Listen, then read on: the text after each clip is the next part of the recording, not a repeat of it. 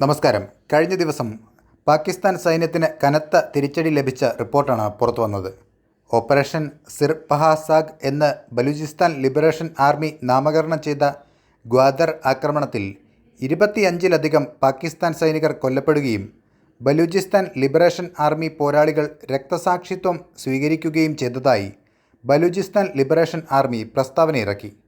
March 20-ന് ഉച്ചകഴിഞ്ഞ് 3:30-ന് Baloch liberation ആർമിയുടെ ആത്മഹത്യാ സ്ക്വാഡ് വിഭാഗമായ മജീദ് ബ്രിഗേഡിലെ പോരാളികൾ ഗ്വാദറിലെ പാകിസ്ഥാൻ അധിനിവേശ രഹസ്യ ഏജൻസികളായ ISIയുടെയും MIയുടെയും ആസ്ഥാനം ആക്രമിച്ചു.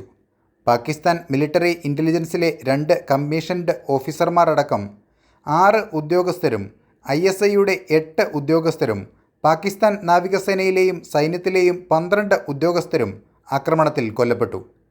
കഴിഞ്ഞ ദിവസത്തെ ആക്രമണത്തിൽ ബലൂചിസ്ഥാൻ ലിബറേഷൻ ആർമി മജീദ് ബ്രിഗേഡിലെ 8 പോരാളികൾ ധീരമായി പോരാടുകയും ആത്യന്തിക ത്യാഗങ്ങൾ ചെയ്യുകയും ചെയ്തുവെന്ന് ബലൂചിസ്ഥാൻ ലിബറേഷൻ പോരാളികൾ പ്രസ്താവനയിൽ പറഞ്ഞു. ഗ്വാദറിലെ മറൈൻ ഡ്രൈവിൽ സ്ഥിതി ചെയ്യുന്ന ISIയുടെയും MIയുടെയും ആസ്ഥാനം ആക്രമിക്കപ്പെട്ടത് പാകിസ്ഥാൻ സൈനികരുടെ ഒരു സുപ്രധാന യോഗം നടക്കുന്ന സമയത്താണ്. മണിക്കൂറുകളോളം നീണ്ടുനിന്ന ആക്രമണത്തിൽ MIയുടെയും ISIയുടെയും നിരവധി സൈനികർ കൊല്ലപ്പെട്ടു.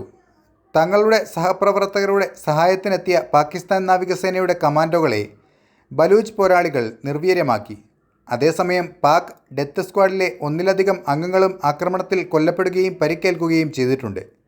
ബലൂച്ച് വംശഹത്യ എന്ന പാകിസ്ഥാൻ ഭരണകൂടത്തിൻ്റെ നയം നടപ്പിലാക്കുന്നതിൽ പാകിസ്ഥാൻ രഹസ്യ ഏജൻസികൾ മുൻപന്തിയിലാണ്.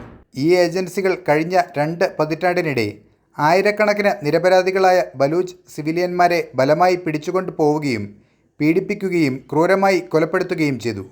അങ്ങനെ പാകിസ്ഥാന് കനത്ത തിരിച്ചടിയാണ് കഴിഞ്ഞ ദിവസം ലഭിച്ചത്. ആക്രമണത്തിൽ പാക് സൈന്യം പതറിപ്പോയി എന്ന് തന്നെ പറയാം. ഇടയ്ക്കിടെ ബലൂച്ച് പോരാളികൾ പാക് സൈനികർക്ക് നേരെ ആക്രമണം നടത്തുന്നത് ചൈനയുടെ ആ ഭാഗത്തുള്ള പ്രവർത്തനത്തെയും ബാധിക്കുന്നുണ്ട്. അപ്പോൾ മറ്റൊരു വാർത്തയുമായി വീണ്ടും കാണാം. നന്ദി.